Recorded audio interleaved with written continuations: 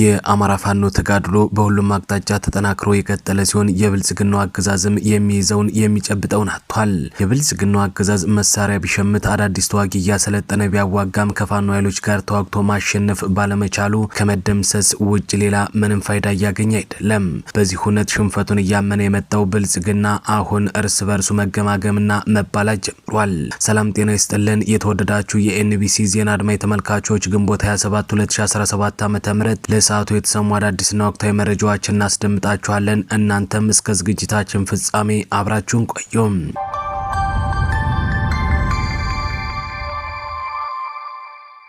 የብልጽግና የጦር ሰራዊት አማራ ክልል ላይ እየተፈጸመበት ባለው ተጋድሎ ክፉኛ እየተመታ በሁሉም አካባቢ እየተጠረገ ወደ ዞን ከተሞችና ካምፑ ባለበት ቦታዎች እየሸሸ እየተሰበሰበ ነው።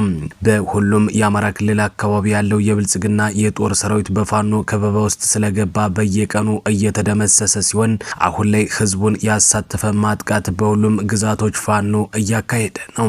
በጎጃም ቀጠና የብልጽግና ኃይል ብረት ለበስ ታንክና ዙ 23ን ጨምሮ ከባድ መሳሪያዎችን በመጠቀም የፋኖ ይዞታዎችን ለመቆጣጠር እየጣረ ቢሆንም አይቀጡ ቅጣት ተቀጥቷል። በትናንትናው ዕለትም የአማራ ፋኖ ብሔራዊ ኃይል አፋባህ በጎጃም ቀጠና የቀኝ ጌታ የፍታዩ ንጉሴ 6ኛ ክፍለ ጦር ስናን አባጅሜና ንጉስ ተክለ ሃይማኖት ብርጌድ በጥምረት ያገዛዙን ሰራዊት ድባቅ መተውታል። ትላንት ግንቦት 26 9ኛ ወር 2017 ዓ.ም ለአንድ ወር ከሁለት ሳምንት ያህል ሬሽን ለማምጣት ሲቸጋገር የቆየው ሮብ ገበያ ከተማ መሽጎ የነበረው ያገዛዙ የጦር ሰራዊት በትናንትናው ዕለት ከደብረ ማርቆስ ወደ ሮብ ገበያ ከተማ ሬሽን ለመቀባበል እንቅስቃሴ ማድረጉን ተከትሎ የጠድና የደማን ላይ በተደረገበት ለአስጨራሽ ውጊያ አገዛዙ ከባድ ሽንፈት ደርሶበታል ነው የተባለ። አቅሙ እንደሚያዋጣው የተረዳው አገዛዙ መድፍ 107 ሞርተር ፔምፔና ዲሽቃ ተጠቅሞ በፋኖ ኃይሎች ላይ ጥቃት ለማድረስ የጣረ ቢሆንም እቅዱ ሁሉ ሳይሳካ ቀርቷል። በዚህ ውጊያ ባይበገሬነት መንፈስና በአማራነት ወኔ የመድፍ አረር በሞርተር ጩኸትና በዲሽቃ ኳኳታ ሳይበግራቸው የፋኖ ኃይሎች ከፍተኛ ድል ተቀዳጅተዋል። ይህ በእንዲህ እንዳለ በላይኛው ቀጠና በግልጥ ማና ስናን መውጫ ስናን አባጅሜ መብረቁ ሻለቃ በጁኒየርና በብሮ ተስፋ ትምህርት ቤት አስፍተው በመግባት እስከ መዋለ ህጻናት ትምህርት ቤት ድረስ በጠላት ኃይል ላይ ከፍተኛ ጥቃት ማድረሳቸውን የታወቀ። በዚህ ውጊያ 47 ያገዛዙ ሰራዊት ሞት ሲሆን 29ኙ ደግሞ ቁስለኛ ሆኖ መመዝገቡ ተጠቁሟል። በተጨማሪም 8 ጥቁር ክላሽ እስካሁን ቁጥሩ በውል ያልታወቀ ደግሞ የወገብ ትጥቅና ካዝና ተማርኳል። የአማራ ፋኖ ብሔራዊ ኃይል አፋባህ ንጉስ ሚካኤል ኮር መብረቅ ክፍለ ጦር የፋኖ ኃይሎችም መካነ ሰላም ወረዳ ላይ ያገዛዙን ጥምር ጦርን በመደምሰስና ስንቅና ንብረቱንም በመማረክ ድል ተጎናጽፏል። ንጉስ ሚካኤል ኮር መብረቅ ክፍለ ጦር ያገዛዙ ሰራዊት መካነ ሰላም ወረዳ ላይ በበታ ግንባር እሁድ ገበያ ትምህርት ቤትና ውልጮ የተባለ ቦታ ላይ ከትሞ በነበረበት ተጋድሎ በማድረግ ጠዋት 3 ሰዓት ጀምሮ በርካታ ኃይሉን በመደምሰስና ከብቶችን ፍየሎችንና በጎችን እንዲሁም ጤፍና ሌሎች የምግብ እህሎችን በመማረክ ታላቅ ድል መጎናጸፋቸውን የተሰማ። በዚህ ተጋድሎም በርካታ የጠላት ኃይል የተደመሰሰ ሲሆን ጠላት እግሬ አውጪኝ ብሎ ሲሸሽ የሞቱ ጓዶችንም ጥሎ በመሄዱ መብረቆቹ 15 አስከሬን ህዝብ አስተባብረው ቀብረዋል። ከዚህ በተጨማሪም 35 ቁስለኛ ታቅፎ መሸሹ ነው የተመላከተ። መብረቆቹ በተጋድሎ ከበታ እሁድ ገበያ በግፍ ታስረው ይገኙ የነበሩ የአማራ ልጆችን ጭምር በማስፈታት ከህዝብ የተዘረፈን 50 ኩንታል ጤፍ፣ 12 ፍየልና 2 በሬ፣ በርካታ ኩንታል ስኳርና ብስኩት እስከ መጋዘኑ ማርከዋል። በአማራ ፋኖ ብሔራዊ ኃይል የቤተ አማራ ቀጠና ልዩ ዘመቻ አሃድ ኮማንዶች ራያ ቆቦ ተክሎሽ ዙሪያም አንድ ኮሎኔልን በማቁሰልና በርካታ ዙፋን ጠባቂ ሰራዊቱን በመደምሰስ ታላቅ ድል መቀዳጀታቸው ነው የተነገረ። ምሽግ ለቆ መሃል የገባውን የጠላት ኃይልም እንደተለመደው ስንቅና ንብረቱ እንዳይደርሰው እንዲሁም ተጨማሪ ኃይል እንዳያገኝ ብሎም ወንዝ በመሄድ ውሃ እንዳይቀዳ ጭምር በማድረግ መፈናፈኛ በማሳጣት ከቦ የመምታቱ ተጋድሎ ተጠናክሮ ስለመቀጠሉ ነው የተነገረ።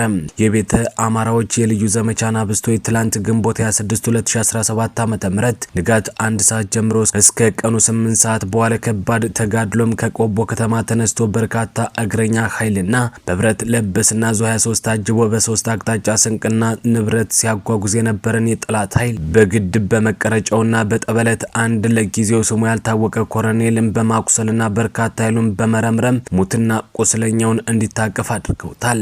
በዚህ ተጋድሎም በርካታ ሰራዊቱ የተመታበት የጠላት ኃይል ከቆቦ ከተማ አቅራቢያ ሆርማት ወታደራዊ ካምፕ ላይ በተጠመደ አህመድ ከ20 በላይ ቅንቡላ ንጹሃንን ኢላማ አድርጎ በማስወንጨፍ በሰው ህይወት ላይ ጉዳት አድርሷል።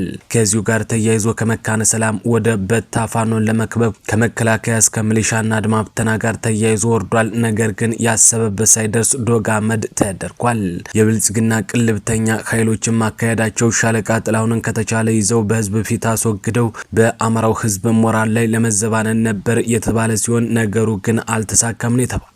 እንደ ምንጫችን ገለጻ የአማራ ፋኖ ብሔራዊ ኃይልን አመራር ለመግደል ታርጌት ተደርጎ ነው ተልኮ ወስደው የሄዱም። ጀግናው የአማራ ፋኖ ብሔራዊ ኃይል በወሎ የመካነ ሰላም ዙሪያ ቀጠናውን አስከባሪው ኮሎኔል ጥላሁንም አርብ ለቅዳሜ ሌሊት ከተማ ቀድሟቸው ዘልቆ ከተማ ውስጥ በመግባት 3 ዋና አመራሮች ከጓዶቹ ጋር በመሆን ጉርምባቸውን ይዞ ወጥቷል። የአማራ ፋኖ ብሔራዊ ኃይል በወሎ መካነ ሰላም ቀጠና መሪ ጥላሁን በነበረው የ12 ሰዓታት ትንቅንቅ ክንዳችን የተጎዳ መስሎት ጠላት ተሰላልባ ተንጠፋጥፋ ያለቀች ወኔውን አሰባስቦ ሌቱን ለማጥቃት ተመልሶ ነበር የተባለ ሲሆን ያሰበው ግን አልተሳካም።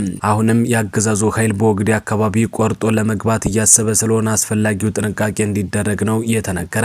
ሆኖም በዚህ የቀጠና የአማራ ፋኖ ብሔራዊ ኃይል በወሎ መካነ ሰላም ላይ ድል የተጎናጸፈ ሲሆን መካነ ሰላምም ነጻ መውጣቷ ተነግሯል። የአማራ ፋኖ ብሔራዊ ኃይል በወሎ መብረቅ ክፍለ ጦር ወግዲ ኢንጂነር ደሳለኝ አሰፋ ክፍለ ጦር አባይ ሸለቆ ወይም መካነ ሰላምና ትሮንስ ብርጌድ መሃል ሳይንት በጋራ ጥምረት በመፍጠር በጠላት ላይ ብርቱ ክንዳቸውን አሳርፈዋል። እንደምጫችን ገለጻ በመካነ ሰላም አባይ በረሃ የሚንቀሳቀሰው ኢንጂነር ደሳለኝ ክፍለ ጦር በታ ላይ ከትሞ የነበረውን የአብይ አህመድን ሰራዊት አይቀጡ ቅጣቀጦታል።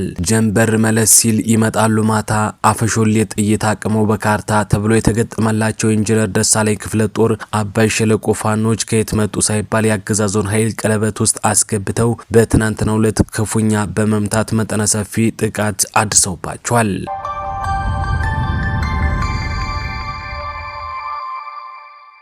በተመሳሳይ የአማራ ፋኖ ብሔራዊ ኃይሎችን በጎንደር ቀጠና በአዲስ የተደራጀው ዳግማዊ ቴዎድሮስ ኮር በተመሰረተ በ12 ሰዓታት ልዩነት ውስጥ ድል ማስመዝገቡ ነው የተሰማ። የዳግማዊ ቴዎድሮስ ኮር ንስር በለሳ ቅጣው እጅጉ ክፍለ ጦር በቀን 24/9ኛ ወር 2017 ዓ.ም በምስራቅ በለሳ ወረዳ ጎኋላ ከተማ የመሸገውን ያገዛዙ ወራሪ ሰራዊትን በማጥቃት ሰብአዊና ቁሳዊ ኪሳራ አድርሶበታል። አካባቢው ላይ የገባው የብልጽግና አብዛኛው ጦርም የተደመሰሰ ሲሆን ከፊሉ ከሞት የተረፈው ግሪያ ውጪ ብሎ ሸሽቷል ነው የተባለ። አሁን ላይ ቀጠናው በአማራ ፋኖ ብሔራዊ ኃይል ጎንደር ቀጠና ሰራዊት ቁጥጥር ስር ገብቷል።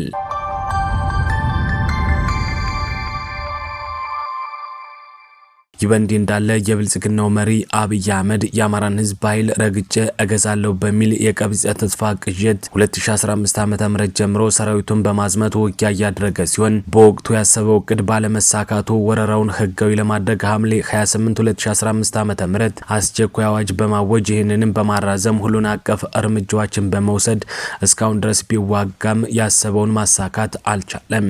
አሁንም የጥፋት እቅድ በማውጣት የተቀናጀ የአየር ኃይል ጥቃት ለመፈጸም ተዘጋጅቷል። ከመከላከያ ምንጮች የተገኘው መረጃ እንደሚያመላክተው ከሆነ ደግሞ አብይ አህመድ የሚመራው ሚስጥራዊ ቡድን ማለትም ከኢትዮጵያ ካርታ ሰራዊት ድርጅት ከኢንሳና ከአርቲፊሻል ኢንተለጀንስ የተውጣጡ ባለሙያዎችን በመምረጥ በአማራ ክልል የአሰሳ ጥናቶችን አድርጎ የፋኖ ኃይሎችን በድሮን ለመምታት ቦታዎችን የመለየት ስራዎችን አጠናቋል።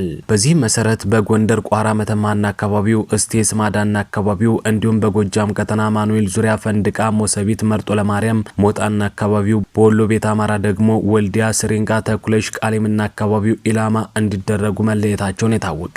ከዚህ በተጨማሪም አገዛዙ ሸዋ ቀጠና ላይም ቦታዎችን የለየ ሲሆን ይፋት ሬማና አካባቢውን ታርጌት እንዲደረጉ እቅድ ወጥቷል። እንደ ምንጫችን ገለጻ እነዚህ ከላይ ተለይተው የድሮን ጥቃት ሊፈጸምባቸው የታቀዱ 15 ቦታዎች መሆናቸውን የተረጋገጠ።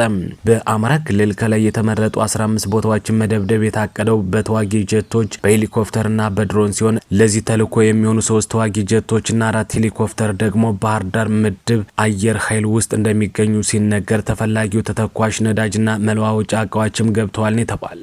በመሆኑም አገዛዙ በተጠቀሱት ቦታዎችም ሆነ ባልተጠቀሱት ሌሎች ቦታዎች ላይ አዘናግቶ ጥቃት ሊፈጽም ስለሚችል በተጠቀሱ ቦታዎች ላይም ሆነ በሌሎች ቦታዎች ላይ የሚንቀሳቀሱ የፋኖ አባላትና ህብረተሰቡ አስፈላጊውን ጥንቃቄ እንዲያደርጉ ነው መልእክት የተላለፈ።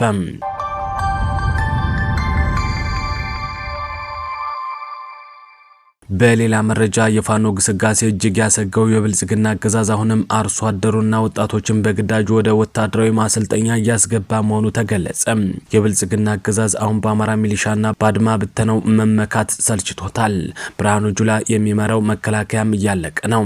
በዚህ ምክንያት ደግሞ ድሮንና ዘመናዊ መሳሪያ ታጠቅኩና የዘመንኩ መንግስት ስለሆንኩ ፋኖ በክላሽ እየተዋጋ አዲስ አበባ መግባት አይችልም እያለ ፕሮፓጋንዳውን ሲነዛ የነበረው አብይ አህመድ የሚይዘውን የሚጨብጠውን አጥቷል። በወታደር ብዛትና በትጥቅ ብቃት ጦርነትን ማሸነፍ ቢቻል ኖሮ ደርግ 100 ዓመት ይገዛ እንደነበር ይታወቃል። በትጥቅና በብዛት ቢሆን ጋዳፊን ማን ይነካው ነበር የሚለው መሰረታዊ ጥያቄ ነው። ሆኖም አገዛዙ የአማራን ህዝብ ለማንበርከክና ፋኖን ለመበተን ኃይሉን እየጨመረ ቢዋጋም እየተደቆሰ ነው። ይህንን የተረዳው አገዛዙ ኃይሉን ለማብዛት ላይታች እያለ ሲሆን በአሁኑ ሰዓትም ኦሮሚያ ክልል ውስጥ አርሶ አደሩ ለማዳበሪያ ፍለጋ ወደ ከተማ ሲገባ እያስገደደ ወደ ማሰልጠኛ እያስገባው መሆኑን መረጃዎች ያመላክታሉ። የጨነቀው እርጉዝ ያገባል እንዲሉ ኦህዲድ አሁን እርጉዝ አሰልጥኖ ማሰለፍ ሁሉ ጀምሯል። ሴቶችንም እያስገደደ እያስገባ ነው። በአማራ ክልልም በምሽት ቤት ለቤት እየገባ ወጣቶችን እያፈነ ሲሆን በተለይም ከየመዝናኛ ቤቶች ወጣቶች ለውትድርና ተገደው እየታፈሱ ይገኛል። ከዚህ ጋር ተያይዞ ደግሞ የአገዛዙ ኃይሎች ሰራዊታችን ተዳክሟል፣ ማጠናከር አለብን፣ የአመራር ድክመትም ገጥሞናል በሚል እርስ በርስ እየተገማገሙ ሲሆን ማርየ በየነን ጨምሮ ብዙዎች ከሰሞኑ ከኃላፊነት ቦታቸው መባረራቸው እየተነገረ ነው።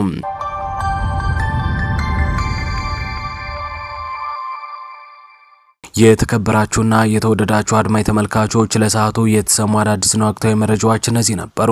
በሌሎች የመረጃ ሰዓታችን እስከምንገናኝ መልካሙን ሁሉ ተመኘን።